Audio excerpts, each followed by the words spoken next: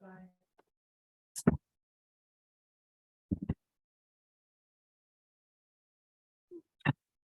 everyone. Hello. Oh,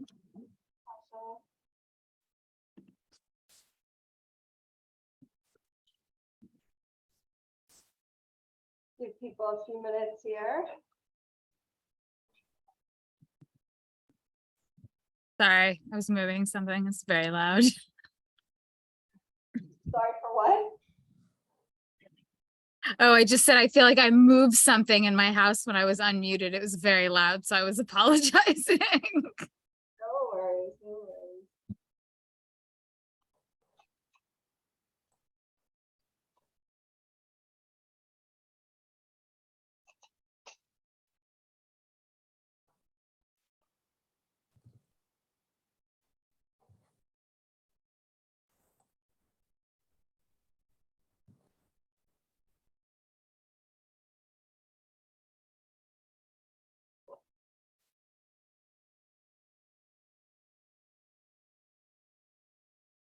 Oh, hey, Alex.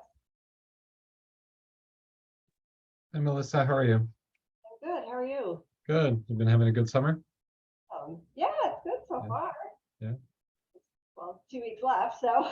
Yeah. How about Well, you? Good, good. We were away for a week. Went to the Cape. It was very nice. Oh, nice. Great.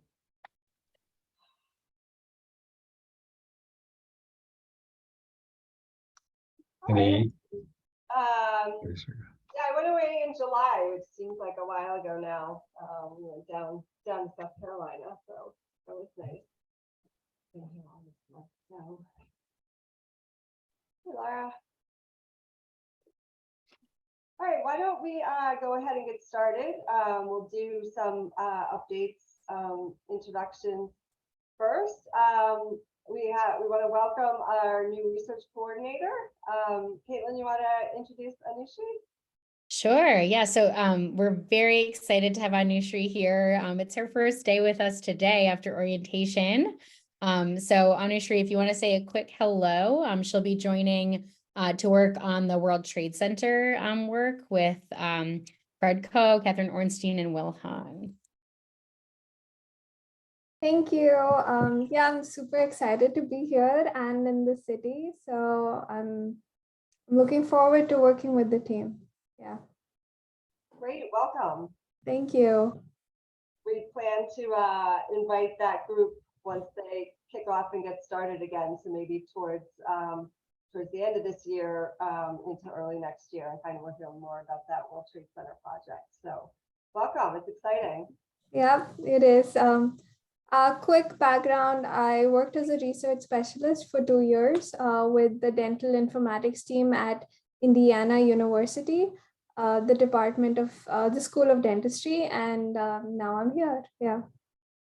And Anushree is new to New York City, so I'm sure she'd take any neighborhood tips. Absolutely. Anything to get me inspired to move around and see different things. Fantastic. Well, welcome. Thank you. The only other update, I know that GSA has their call is still open for a few more weeks, right? I forgot the exact date, but I know it's still open. I'll double check and throw it in the chat. Yeah, thank you. So, any other updates from anybody?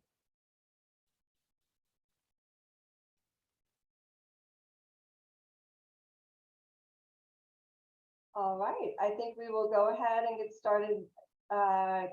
Here. We do have 2 presentations today, so we're very excited to have Louisa Holiday, who's in. Yeah, there you are. Hi, welcome. Our instructor in GIM, and she's one of our T32 fellows. So you'll be going first, I take it? Fantastic. Great. Great. So let me put this on presenter mode and show the screen.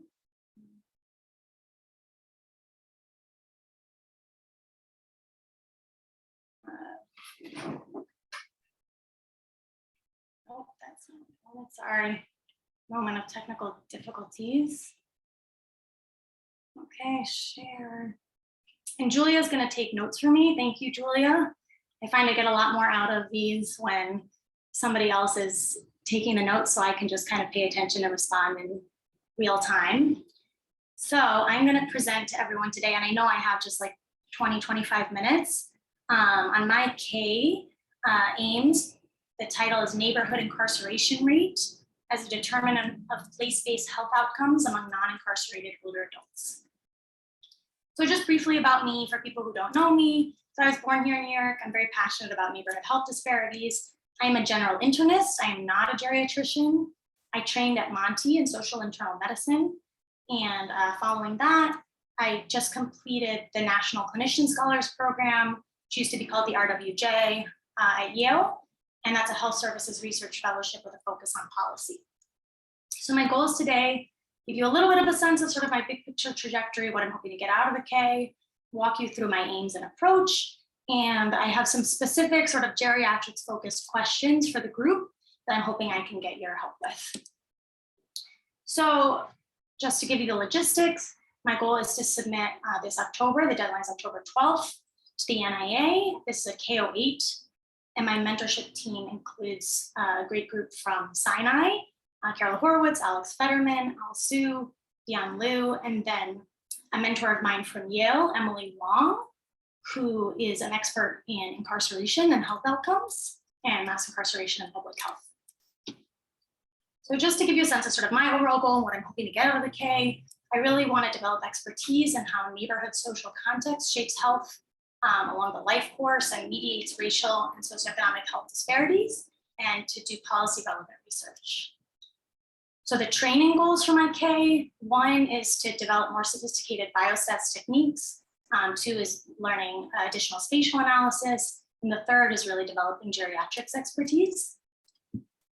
So the questions I'm hoping all of you can keep in mind, in addition to general feedback, is I'm going to talk to you a little bit about the causes of death and hospitalization that I chose to focus on, but if you have any feedback about that as geriatricians, I greatly appreciate it. For my second aim, I'm working with Medicare data, Medicare claims data, and this will be my first time working with that data source. So if those of you who are more familiar with the data source, if you have any other ideas about what else to look at and using that data, that would be great. And then, possibly most importantly, how to really build in through these aims, developing that geriatrics expertise. So briefly, the significance here, this is just a quote on why I'm studying neighborhood and why I'm interested in neighborhood. And it's actually it's in the NIA's mission to look at place-based health outcomes. And this is a quote from a piece in JAMA from a couple of years ago, that at a population level, no existing or conceivable medical intervention comes within an order of magnitude of the effect of place on health. So why older adults in neighborhood? Older adults spend more time at home. They're less likely to be working, less likely to be out. So the neighborhood of residence has a larger impact for this group. Older adults also have more years of accumulated exposure to their neighborhood.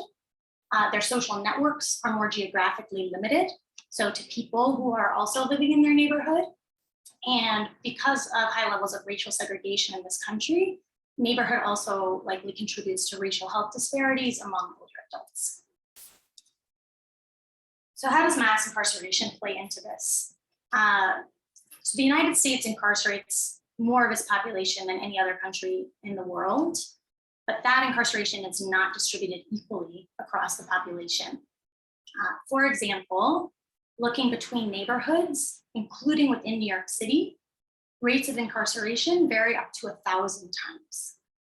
Incarceration tends to be concentrated in poor communities of color. And what that means is that the places where incarcerated people tend to come from are typically communities of color with low socioeconomic status and high levels of poverty. And there are some known health effects, I'll talk to you about that in a minute, from living in a high incarceration neighborhood. And these are likely mediated through increased stress from living in these neighborhoods and neighborhood disadvantage, which is in turn mediated through socioeconomic factors and healthcare access. So the preliminary data that sort of sets up this K is a project that I did looking at life expectancy, and we found in New York State, living in a neighborhood with high rates of incarceration was associated with a 6-year lower life expectancy. And after adjusting for poverty, crime, racial demographics, education, population density, life expectancy was still 2.5 years lower. There are also increased rates of adverse birth outcomes, preterm birth, low birth weight. Among middle-aged adults and adolescents, there's increased depression and anxiety and increased risk factors for heart disease. And essentially, in all the literature, which is fairly limited, there's no data looking at older adults. This population just has not been studied in terms of the health effects of living in a neighborhood with high rates of incarceration. So in terms of the overall goals for the K, in measuring incarceration at the neighborhood level, looking at these outcomes, mortality, overall cause-specific mortality, hospitalizations and ER visits, duration of hospitalization, outcome of hospitalization, and looking at mediators like poverty and insurance access. So I'm going to give you a minute just to read the specific aims, and then I'll go through them one by one. But this is also a good minute to pause. If anyone has any questions so far, I'm happy to take them.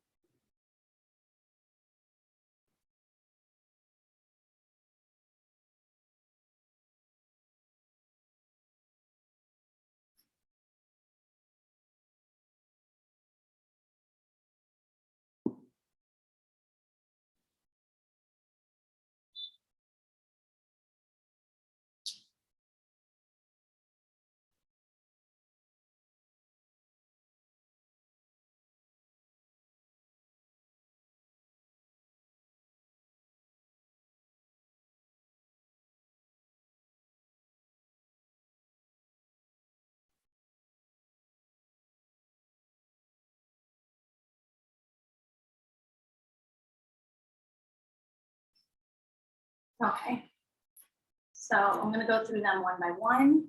So this is the first aim, and I'll just read it to everyone. So it's to examine the association of neighborhood incarceration rates with mortality among older adults.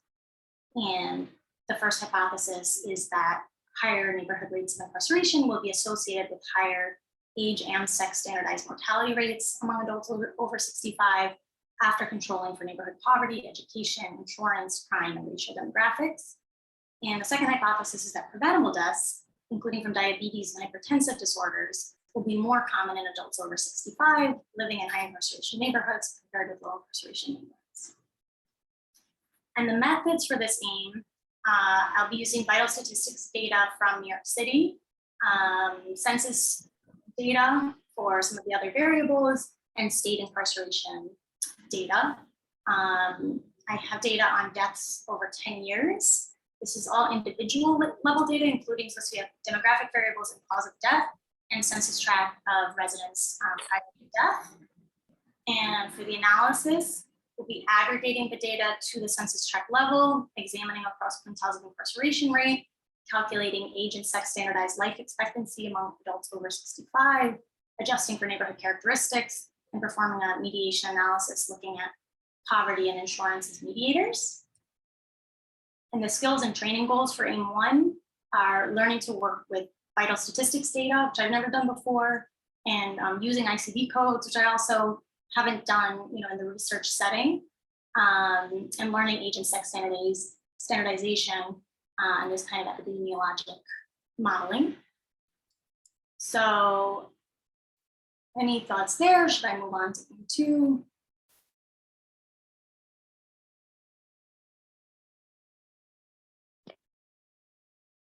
Okay, I'm going to move on.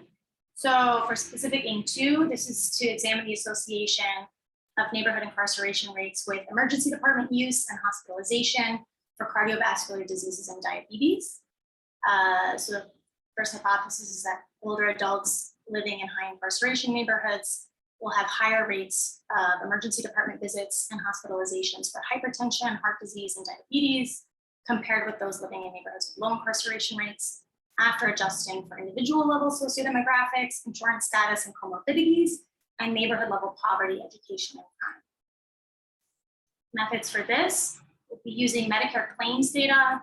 Currently have access for 2013 to 2018 for all of New York State. Also using, again, census tract data from the census and state prison incarceration data.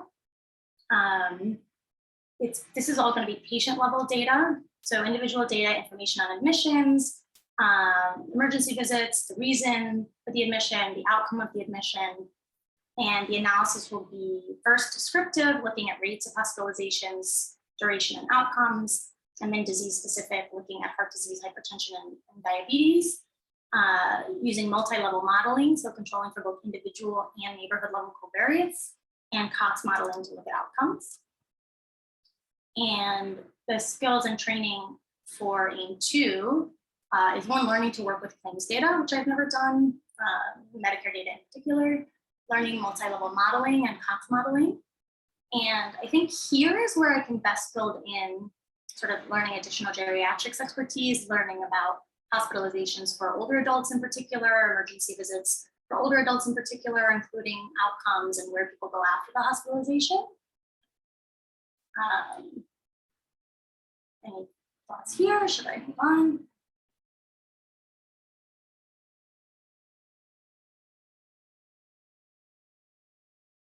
Maybe just round it out to the last one and then we can open for discussion. Sounds great.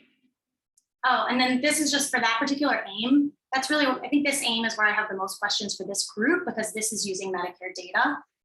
So are these the right outcomes to focus on? Is there anything else that we should be looking at using the Medicare data? And then the third AIM is to examine the effect of adding neighborhood incarceration rate into the social vulnerability index for prediction of all-cause mortality among older adults. And the hypothesis is that adding, including neighborhood incarceration rate, will be better predicted, so have a higher area under the curve for prediction of mortality among older adults than models that don't include it, and like the current social vulnerability index. So the data for that, and the social vulnerability index comes from the CDC, and then the other data sources from New York State incarceration data. And we'll have census tract level vulnerability scores and incarceration rates. For analysis, I'll be doing some mapping and also regression models predicting mortality, as well as spatial analysis, incorporating neighboring census tract information. So looking not just as at each neighborhood as like an individual unit, but recognizing the effects of the surrounding neighborhoods. And so my goals and training goals and skills for that are really mapping and spatial analysis. And that's it.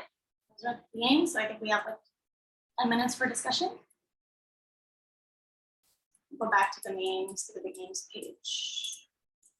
Wonderful. Thanks so much, Louisa. I guess I'll start. I had like two questions. I think your third aim kind of pulled it all together, but I don't know if are you framing this as kind of, you need to know the first two to, there's a little feedback. Is it that you need to know the first two in order to frame this as an independent factor that should be added to this index so that we can better, measure this type of exposure? Because I guess when I saw the first two, I was thinking about like, do you really want to do a multivariate model and pull out the independent effectiveness, or is it more that you want to kind of look at the group of exposures combined? Like when you adjust for poverty and crime, it just confused me kind of where you would be going with this as a factor, although maybe it all leads into the third. So maybe like, how are you thinking of framing that? So I guess what I'm hearing is your question is whether incarceration rates sort of in and of itself, whether we expect that would be independently predictive of these outcomes after adjusting for things like crime and poverty.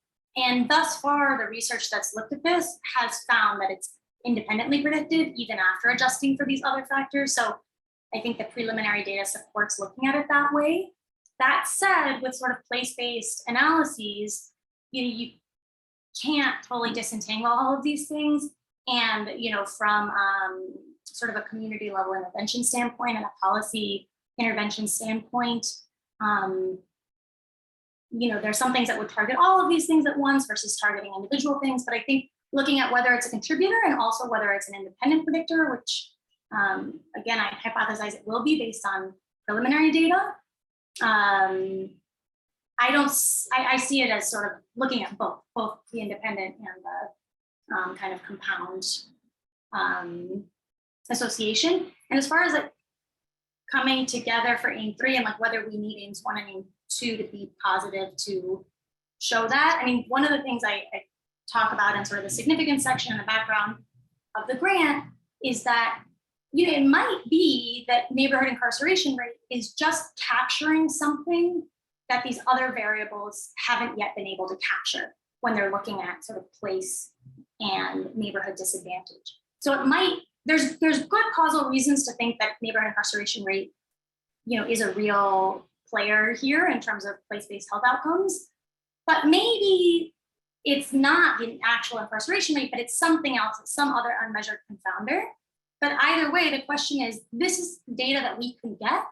And for other researchers who want to look at like neighborhood disadvantage, is this a variable that should be included that will be better predictive of health outcomes using place-based analyses? Okay, I find that the AIM-3 and the rationale for that as very compelling. I think it's harder, I think, for me to wrap my head around using the first two for an intervention. But I don't know this space as well, but I really like how you're doing that because of course these neighborhood factors are big emerging research, tools that we all need to be using. So, other thoughts? Yeah, can you hear me? This is Claire. I'm in my office with tricky tech situation. Yeah, I agree. I think this is really compelling. I sort of agree with Melissa's question that I think the hard thing to disentangle is what is incarceration rate and what is the conceptual relationship between incarceration rate and some of these other predictive variables. And in particular, in thinking about racial disparities and incarceration rate, like you could argue that's on the causal pathway of racial disparities, which brings up questions of if you should adjust away for it, right? Like that, I think like part of this is in your conceptual model and just being super crisp about the way it relates to these other variables will guide how you deal with the variables. I also, just in thinking about a geriatrics research framing and sort of an aging research framing, one question I had listening to this was, is this about the incarceration rate when you are younger? And, we know, I mean, older adults are incarcerated at some degree, but like younger adults more. Is this about what you grew up with, or is this about the context you're living in now as an older adult? As just one thing to think about of like, when we're thinking about older adults, what exactly are we measuring here? And then I guess the third question of something, if you could dive into it a little bit more, there may not be space within AIMS, but I was thinking about a paper, I'll try and search for it and send it to you, that just came out on wealth and functional decline, showing that, wealth over the life course is predictive of functional decline. And so like, can you get at any more, like what is if you find this association, what is the pathway? Is it through access to different kinds of facilities or different kinds of services? Is it through impact on, the body and function? It's going to be hard with claims data, but I wonder if you could get at any more of those, like what is the pathway that could lead you to, well, what do we do about this? But overall, super interesting, great work. I think you have a ton here to work with. Yeah, thanks for these questions. I think there's only 5 minutes, so I don't know if it's worth addressing it or if other people have things to say. I kind of want to hear what other people have to say. But these are, great points. And I think some of it will be able to address with claims data in terms of the pathway. And I think looking at where people go afterward. And I have some pilot funds to do some preliminary analyses looking at financial hardship as a result of family member incarceration. In terms of your big question though, about whether this is looking at people's social context now or like over the life course, it's really looking at people's context now. So the question is not, was this person incarcerated? But does this person currently live in a place where a lot of people are sent to prison and jail and have, presuming that as they're older, they've lived in that place longer and accumulated effects, but it's not about an individual's personal history. Harriet's got some thoughts. Yeah, I had very similar to kind of, I guess, what's already been said. So I think being really clear about what the covariates are, both for aim 1 and aim 2, and how they fit into the conceptual model.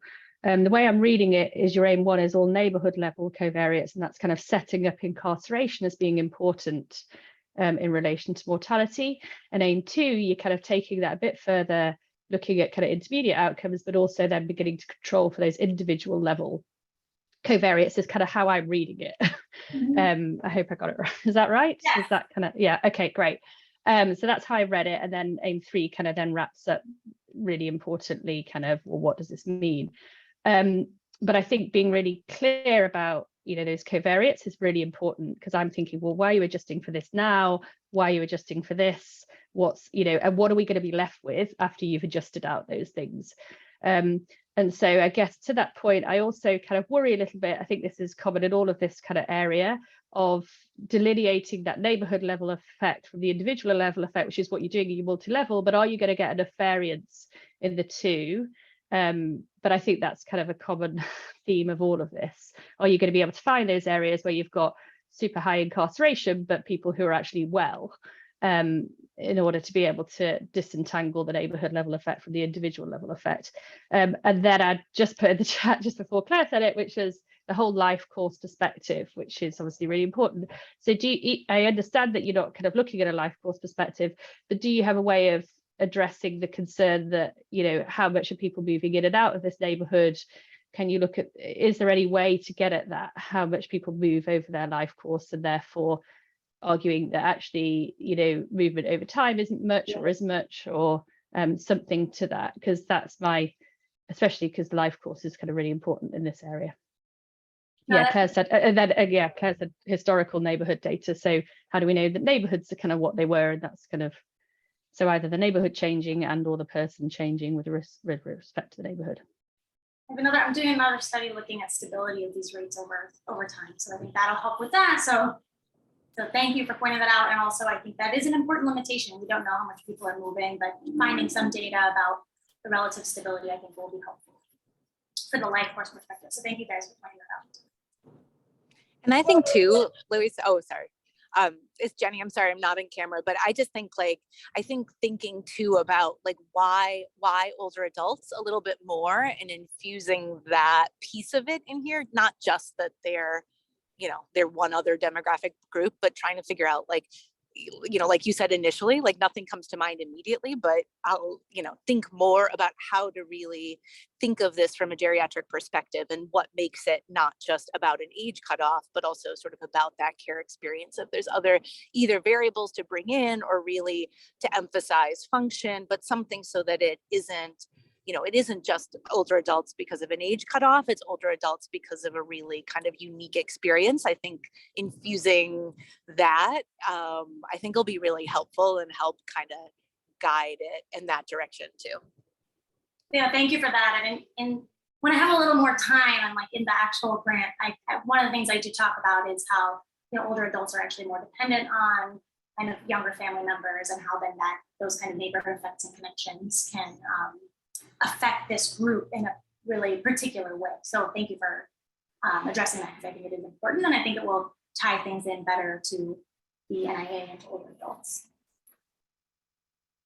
Yeah, I think if you can pull in neighborhood variables like access to healthcare facilities, I imagine that might be related to neighborhood level incarceration rates, and to Jenny's point, could be a variable that explains these differences that have been observed in the literature.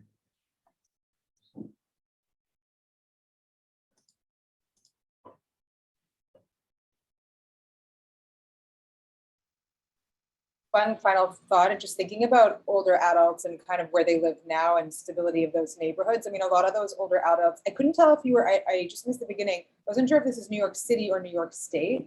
Because if it's New York City, there, a lot of these individuals among the older adult community were affected by the Title I slum clearance, in 1949, 1950. And a lot of those communities were broken up, kind of thriving lower income communities, working class, but a lot of them were cleared up, and a lot of those communities were severed. And so it might be interesting if, when you think about which neighborhoods actually have high incarceration rates, if there was even a linkage back Because that might be a way of getting at the stability of the neighborhood over time and seeing if any of those high incarceration rate neighborhoods are somehow linked to like the Title I slum clearance. That's a great point. And so some of the, so I think the first aim is just New York City. At least that's the data I have now. If I can get all of vital statistics data from New York State, that'd be great. But and then aims 2 and 3 are both the whole state. And I think some like the sort of urban renewal, blight busting, that kind of stuff happened also in other cities outside of New York, but like within the state outside of New York. So I think it's a great point, that sort of angle in terms of stability and community change.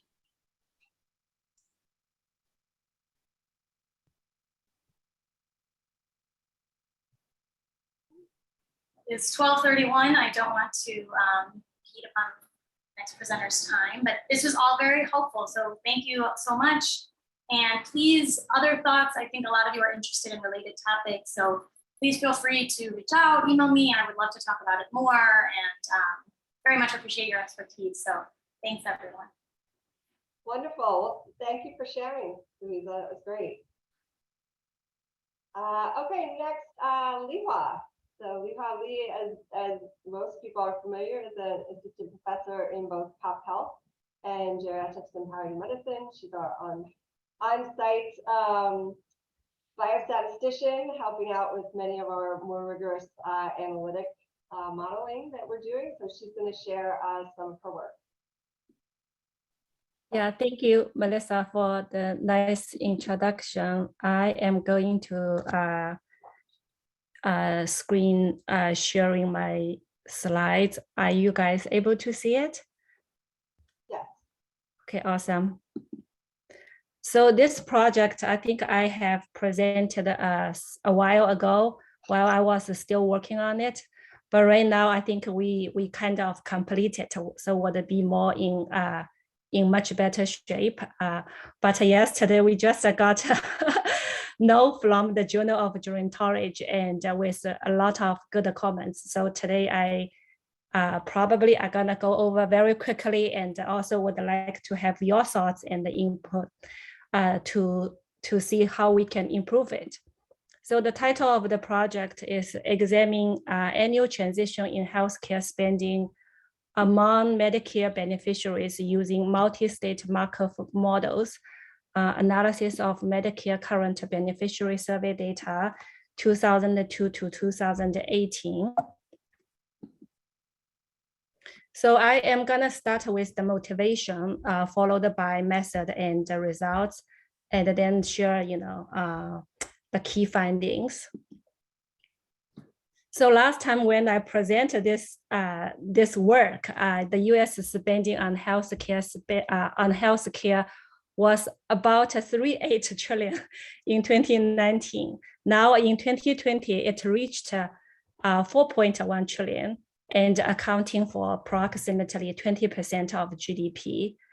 The challenge of modeling healthcare cost data is that the healthcare data is very skewed. So for example, in a given year, over half of the Medicare spending is concentrated among approximately 10% of the patient. So as we see that, it's very, very skewed. But it also gives us the opportunity because many studies have looked at factors associated with the patient being high or low spending in a given year, but very few have tackled the issue with regard to how healthcare spending changes over multiple years and which factors are associated with this change. For example, a person with high costs incurred by a random event in single year may differ meaningfully from someone who have high costs year after year. So that in that, in that sense, I would say that looking at dynamic pattern of healthcare spending could directly impact who we should target to intervene, and then also when to intervene. But however, there are current literatures, are limited by a few issues, including comprehensiveness, and also generalizability of the cohort. Also, use the very traditional method, which also has a lot of limitations. So for example, existing literature that study Medicare claim data just focus on maybe fee-for-service population, or just look at a patient with a specific medical condition, or sometimes just look at a patient living in specific regions. So those population couldn't be generalized to the entire US population. Another thing is that the healthcare cost data could be incomplete. So for example, we only look at, some study only look at part A and part B, and some study could just use market scan data for private insurance company. So I mean, the healthcare spending data is not that comprehensive. Then methodologically, a lot of study just use the descriptive statistic to analyze the healthcare cost data. Some study used a more advanced method, including a logistic regression, mixed effect, or maybe latent trajectory analysis. But those traditional mean-based regression model has a strong assumption that the data is, even it's kind of transformed, the data shouldn't be very skewed. So to address those limitations, we examined transitions in healthcare spending for a large population-based sample of Medicare beneficiaries across all payers, and then also across residential settings. So to be more specific, we aim to model the year-to-year probability of transitions in healthcare spending or to death. And then second, we want to identify the factors associated with this transition. In this study, we use Medicare Current Beneficiary Survey, MCBS. So MCBS is continuous longitudinal survey of a nationally representative sample of the Medicare population. The very unique feature of this survey is that it has a rotating panel design. So with this design, it allows to the participant to be interviewed 3 times a year over a 4-year window. With this design, also give us the opportunity to just look at the longitudinal profile of their healthcare spending as well. The final cohort out of we extract about 34 participants out of 72 Medicare beneficiaries with at least 2 consecutive years of response. Then we define the annual healthcare spending for each beneficiary as the outcome, which is classified into 3 states, and also as well as death. So those 3 states were just low, medium, and high based on the cutoff of the healthcare spendings. So if someone's annual healthcare spending is below the median value, then this subject is categorized into the low state group. If it's between 50th percentile and 90th percentile, then this subject is categorized into medium. Same way, if someone's spending is above 90th percentile, then that person is categorized into high spending category. Death, of course, is the terminal state, which is also called absorbing state. Here, I also want to emphasize that this annual healthcare spending collected by MCBS includes the healthcare costs paid by Medicare, Medicaid, HMO, private HMO, and the private insurance company and other payers, as well as the patient out of pocket as well expense. Then we define key covariates, so which includes 4 domains: demographic, living area information, comorbidity, and access to healthcare. So last time we didn't have time to extract a variable for access to healthcare. Then in the analysis, we used the Markov multi-state model, which is a technique, statistical technique describing how an individual moves between a series of states over time. This method has assumption, which is called the memoryless property assumption. That means each subsequent state depends only on the immediately preceding preceding one. So for example, the current state only depends on the previous one, but not the previous one. Markov multi-state model provide predictions, including transition probability from being a particular state condition on an initial state. And also it gives us the odds ratio or maybe the hazard ratio of transition between states for each covariance, depend on like whether you used continuous Markov multi-state model or discrete Markov multi-state model.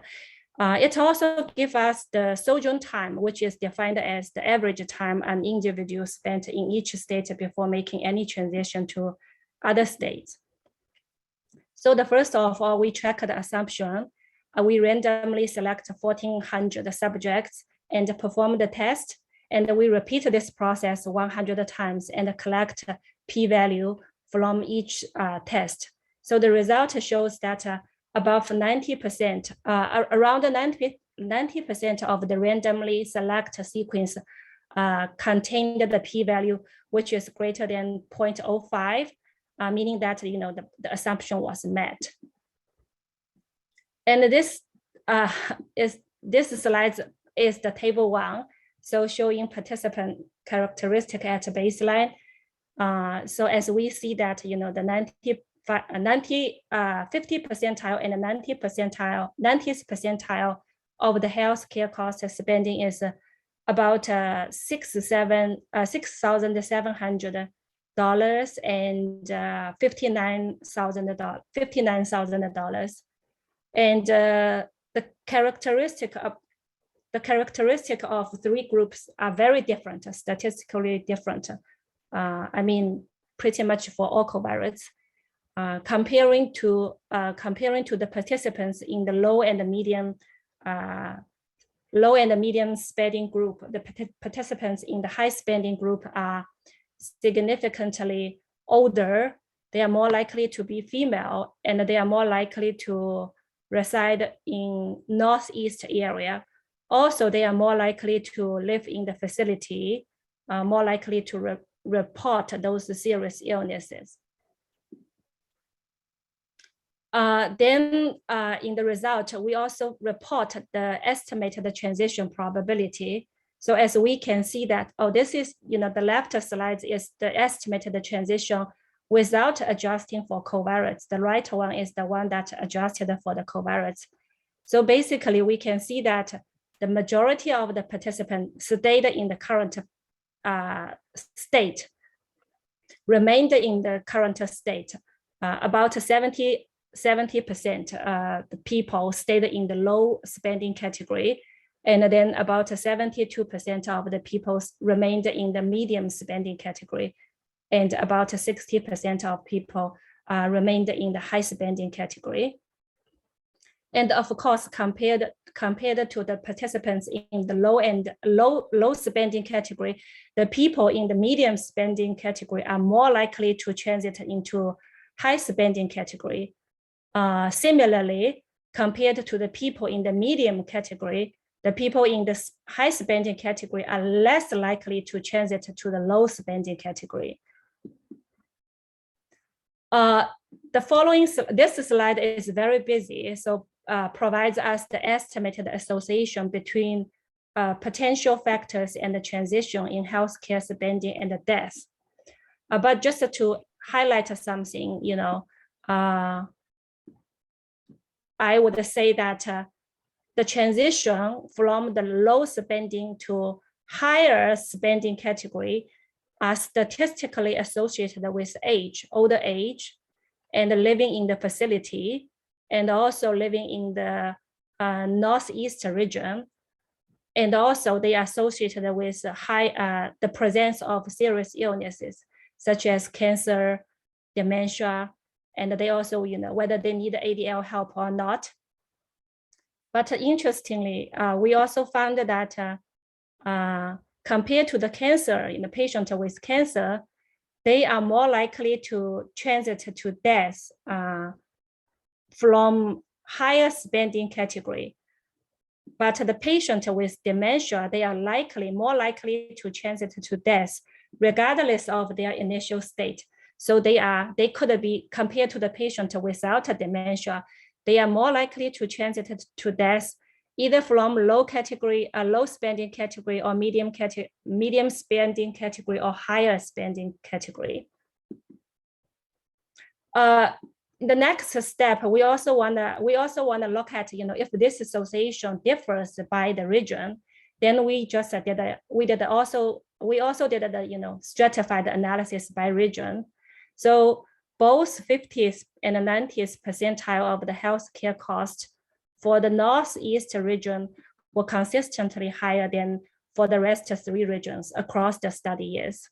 This is aligned with what we found in the previous slides, because the transition from low to high spending is associated with living in the Northeast region.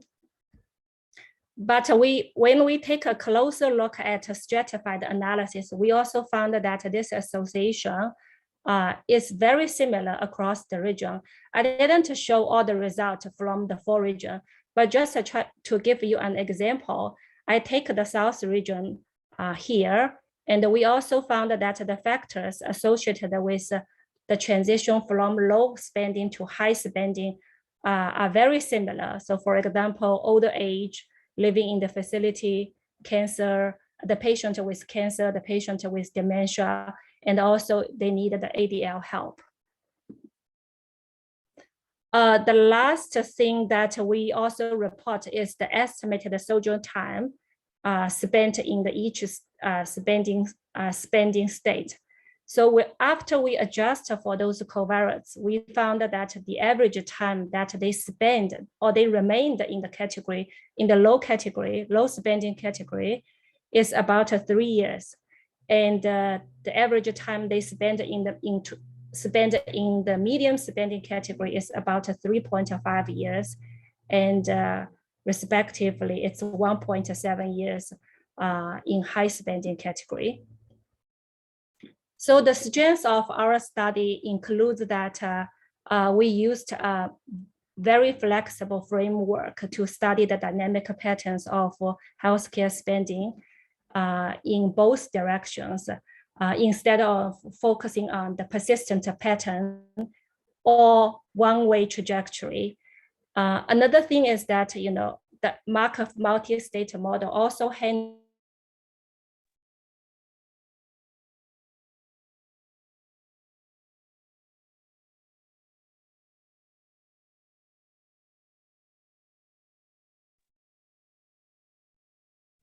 a more robust estimate.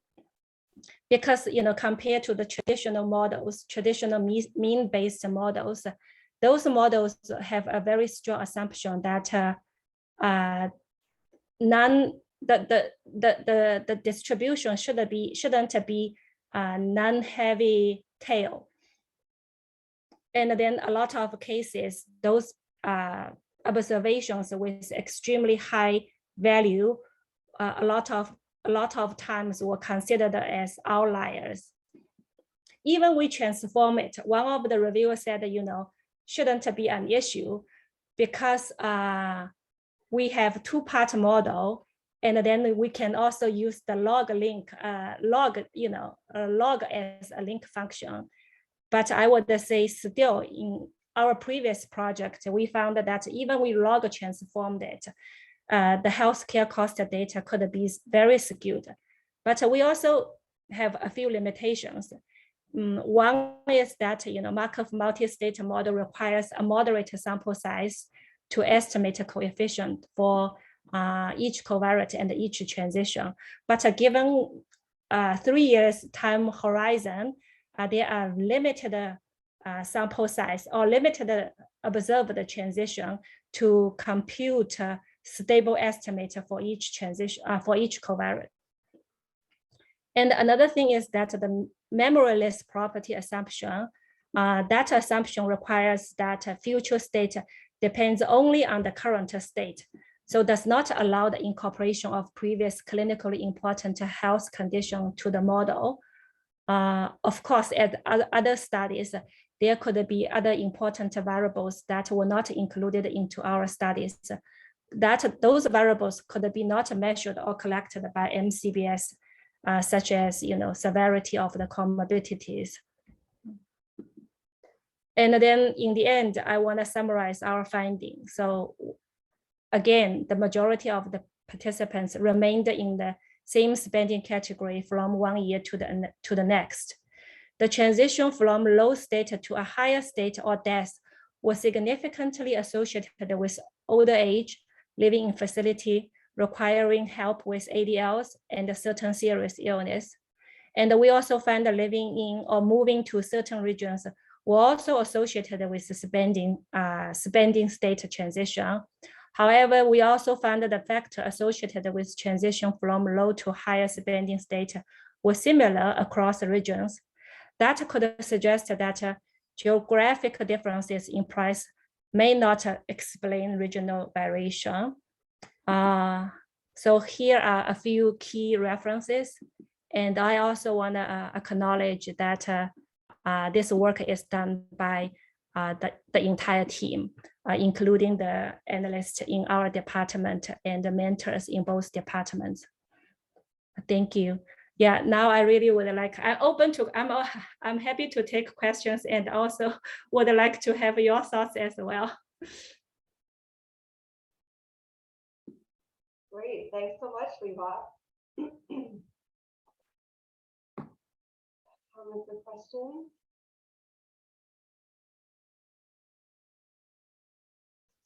One of the questions that I got from the reviewer is about implication. That's also something that when I was struggling while I was writing it. Hi, Liwa, really nice project. I was wondering if the reviewers commented on this, the categories of spending and what, because when I see medium and medium, there could be a tenfold difference, in spending within the medium group. And how do you, wrap your head around people at the low end of medium and the high end of medium being in the same state, and whether there's something you could do about that. Yeah, that's a good point, because healthcare cost really has a very wide range of the value. So we can see high is extremely high, but even in the medium category, probably I would say that there are still very wide range there. Excuse me, I need to plug in the power. I wonder if one of the, so in terms of implications, because I know that we kind of wrote all of the ideas we could think of, and even when we pulled Amy in to get some more of the clinical implications. But I wonder if we could talk about some of more of the modeling implications, because this was really like a lot of it was around using this model to understand transitions, and maybe you can. There's applications of using that to look at transitions where the outcome isn't cost, but it's something like maybe functional decline, like moving from, no ADL limitations to 3 or 4. Like, are there other areas within geriatrics that we can think of using this modeling? If we talk about that, because that is one of the implications of what you did, was actually using this method to understand it. So. I don't know. Yeah, that's good idea. I was thinking that my intention is that just to showcase, the application of more advanced model, because as far as we know that this is the first study to use, to explore this model to healthcare cost field. Because this model commonly seen, or maybe a lot of time was seen into to model the progression of disease, but not like, in healthcare cost studies or researches, right? But from the reviewers' comments, I think I get the impression that they still kind of focus on that, the interpretation of the key findings from our study. So yeah, I was just thinking that maybe we should emphasize this is just a demonstration of a method application. It's a really impressive study, Luan. It's great to see the multi-state model in use. I feel like I keep bumping up against, oh, should I incorporate this into what I'm doing? And then there's a little bit of fear and trepidation. And so it's really, really amazing to see that model in use. I wonder, I mean, it seems like from the multi-state model prediction you showed kind of the flow chart, it looks like the majority or approximately like half to 75% of patients in the disease categories you mentioned are staying in their spending category. But then there's the substantial minority that transition to a higher spending category. So I guess it's about, I mean, as I'm thinking about this, it's identifying who are the high healthcare spending population. And then the question I wondered is if you're able to see in what categories the healthcare spending changed. I mean, I know you have the predictors, and so we can kind of anticipate what they might be around, you know, home-based care and additional caregiving support. I just don't know if you actually have the specifics on that. Yeah, I mean, technically we are able to identify those patients. Actually, we are able to identify those patients because we know their transition, right? But then I was thinking that once we identify those, you know, subset of the patients, we even have their factors. I mean, their covariates, you know, associated with this transition. But like in terms of the policy or maybe just intervention, how are we gonna do with those patients? If they really have to transit, then they have to change. Yes, my question, as I mentioned, is this, for example, with cancer patients, is there just a proportion of patients who are, let's say, transitioning from high spending to death, who are just high utilizers of chemotherapy or treatment near the end of life? Or is this mainly coming from a functional decline, kind of caregiving burden support? So is this like acute care needs, or is this actually like supportive home care needs? And I actually think those have slightly different implications for how you best support patients who might be high spenders. So is this about, you know, advanced care planning conversations around serious illness or kind of current serious illness conversations to help patients who are near the end of life but using high acute care services? Or is this about how to streamline home care services for patients who are trying to remain at home who have declined? Or is it some combination of both? Yeah. I think, you know, there are many details that we maybe should dive into. Yeah, that's a good idea. That is a great point. And I think one of the things that came out was around living in a facility. So I think like the year you transition to a nursing home, you're probably the one that's staying in the high cost from then on, right? But I like the idea of digging down by subgroups of populations and seeing what enables them to move down or what causes them to move up, and designing kind of thoughts around intervention there. Great. Rachel, did you want to talk?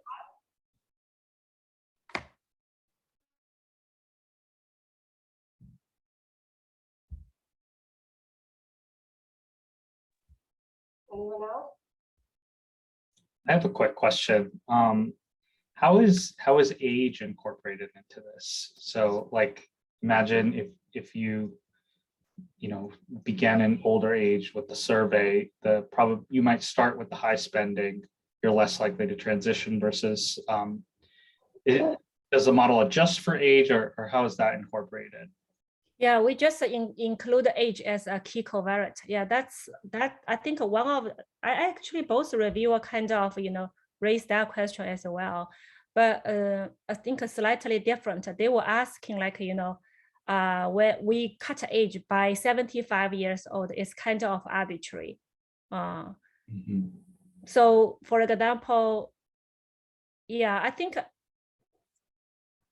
we certainly age was because, you know, for the interpretation purpose, we want to kind of include it as a category for sure, not a continuous, because we report hazard ratio, right? So if we say hazard ratio for each unit of age increase, probably that's not that clinically meaningful. So then we were thinking that categorizing them would be more appropriate. But how do we really categorize them? Medicare beneficiaries, I think here is most of them are above 65 years old, and categorize them into 3 or 4 categories, which really reduce the power here. One thing that one limitation, as I acknowledged, because we need a moderate sample size for each transition, for each category as well, to just obtain a stable estimate. So if we have more category of age, I think we can do maybe 3 categories. I was thinking if we really have to. All right. Well, Yeah, thank you for your thoughts. great work, Lihua. All right, thank you everyone for joining, providing feedback. We will see you next time.